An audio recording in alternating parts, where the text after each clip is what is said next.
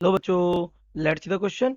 An infinitely long cylinder is kept parallel to an uniform magnetic field V, directed along positive z axis. तो z axis की तरफ uniform magnetic field था और infinitely long cylinder वहां रख दिया. This direction of induced current as seen from the z axis will be. तो z axis से देखने पे करंट की डायरेक्शन पूछ रहा है. Option A clockwise of the positive z axis. Option B anti-clockwise of the positive z axis. Option C 0, no current is induced.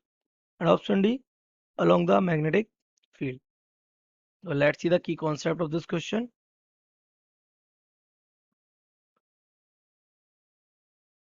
The key concept of this question is beta कि induced current is produced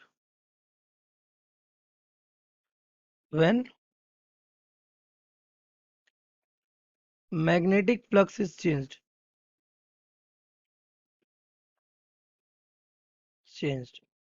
और most important क्या, loop should be closed. Loop कैसा होना चाहिए, close होना चाहिए, वरना EMF आएगा, करंट नहीं आएगा. और फिर और in the case a straight conductor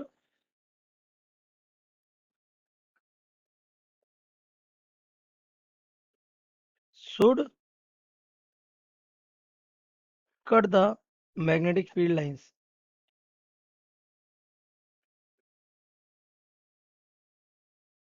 है ना, वो भी कैसा, परपेंडिकुलर.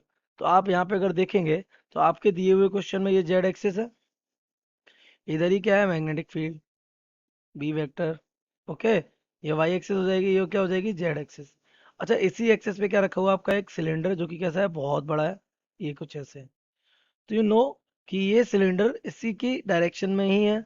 तो अगर इसी डायरेक्शन में है तो इसमें कोई भी लाइंस, और ये भी कांस्टेंट है और ये भी मूविंग नहीं है, तो no flux will be change. तो नो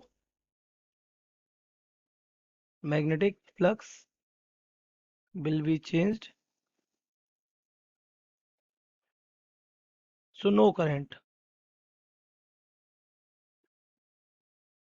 will induce. ओके, तो अगर अपने ऑप्शन को चेक करें तो हमारा option C, zero no current is induce will be correct. So correct option